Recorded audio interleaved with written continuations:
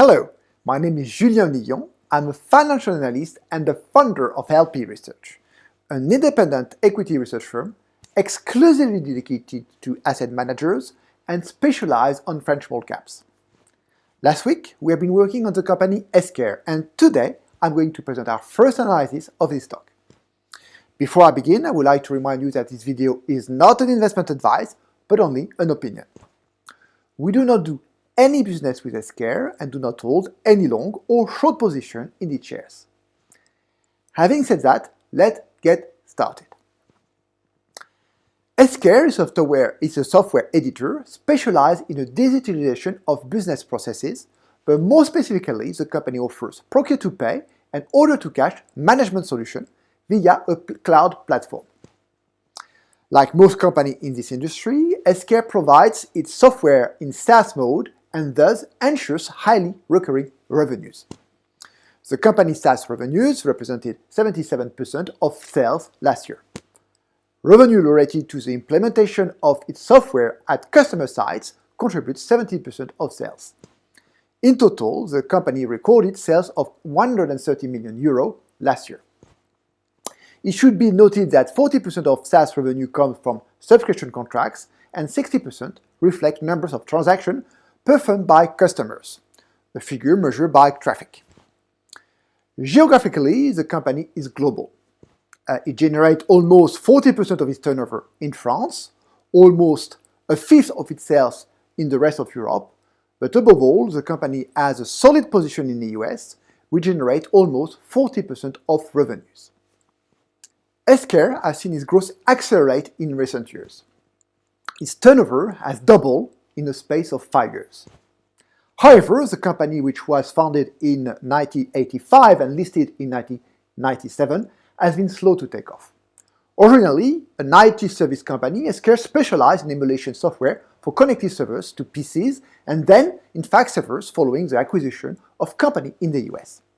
In 2000, Esker repositioned itself in a documentation process automation technology, but more importantly, in 2008, decided to transfer all its document process automation solution to the cloud and offer its software in SaaS mode. This repositioning quickly returns the company to profitability and enables it to enter a new cycle of strong growth, allowing to invest and constantly improve its cloud back office platform while increasing profits. Today, the company's legacy business represents less than 5% of Esker sales, and the company has a return on invested capital of over 35%. The group, which has doubled its sales over the last 5 years, still has considerable potential for development and should therefore be able to maintain a very high growth rate. To get an idea of this potential, one needs only to refer to the company's sales in France. Last year, it generated more than 50 million euros there, compared to less than 8 million in Germany, in the UK, and South Europe. Fundamentally, there is no reason why Esker should not generate the same sales in this country as it does in France, and thus more than 200 million euro in Europe as a whole. If Esker has a sales potential of 200 million euro in Europe, it has the same potential in America, and therefore also in Asia. All other things being equal, Esker which recorded 130 million euro of sales last year, could therefore achieve a 600 million euro in sales worldwide. But not everything will be equal. In addition, Esker is developing and launching of new solutions with a goal to increase revenue per customer. For instance, the company is working on new payment solutions, as well new services based on AI and data science technologies. In the end, the company revenue potential far exceeds these 600 million euros. The potential is there. However, given in this business it takes time to gain new clients, we cautiously anticipate the company average gross revenue to be only 70% per year over the next 3 years.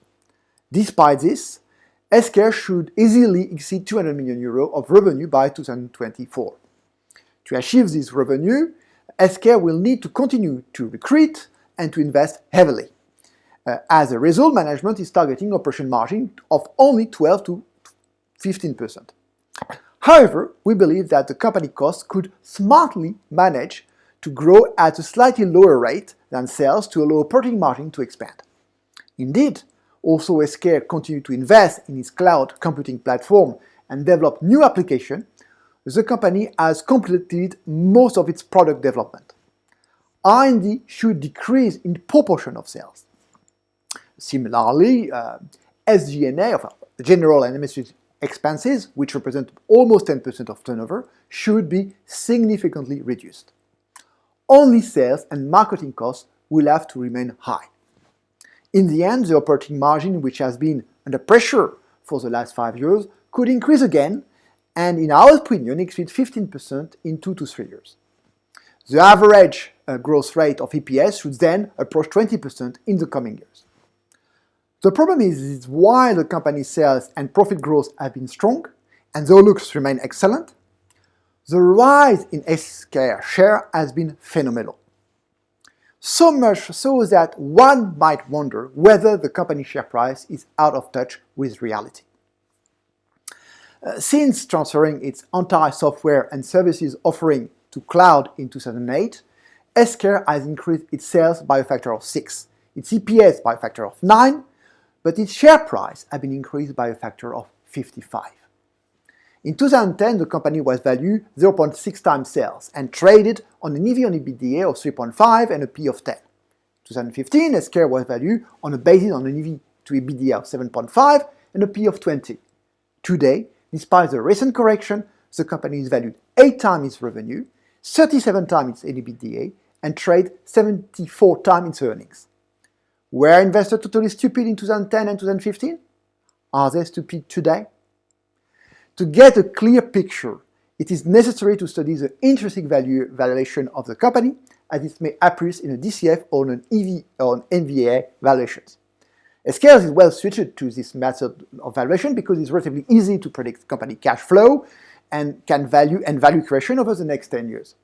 As we have seen, Esker revenue are largely recurring and growing steadily. Similarly, the company margin and investment are very predictable. As for the company infinite growth without being aggressive, we can assume a growth rate of 2.5 or 3%, slightly higher than the general long-term economic growth.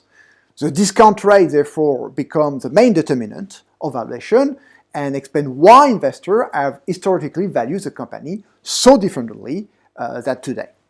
For instance, 3 years ago, investors considered Esker as a small caps, like any other, applying a beta of close to 1, discounting the group free cash flow at a rate of 8. At the current share price, the stock is valued implicitly with a beta of 0.6, corresponding to a WACC of 5.5. Is it irrational? No. Despite being a small company, Esker has a very low operational and financial risk profile. Okay, Esker current valuation doesn't seem irrational. But to refine our analysis, we should compare the company multiples to its competitors. First of all, it is important to bear in mind that Esker is not the only company whose stock price has soared. All its competitors have seen their multiples skyrocket to the point where investors no longer look at traditional EV on EBITDA or PE multiples, but at revenue multiples. On this multiple, Esker appears to be well within the industry average. The company is growing strongly, but in appearance not very differently from the average of its competitors.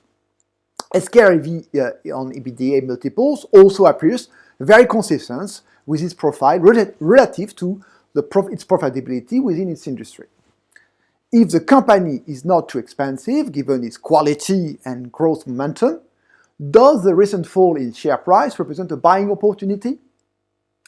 No, in our opinion, not in the short term. Esker is not overvalued, and there are arbitrage opportunities within the sectors, but the stock is not cheap either. Like all growth stocks, Esker is very sensitive to interest rate and is likely to continue to suffer if interest rates continue to rise. Unfortunately, in the current economic environment, this could continue. To return to the stock, the global economy will have to show new signs of weaknesses and inflation will have to decline. When that happens, Esker will be very attractive stock again. That is for today. Hope you have enjoyed this video. If you would like to know more about our opinion, you can contact us or order our first analysis pack that include our presentation, our forecast and valuation model, our stock reputation measurement, and allow you to discuss with me.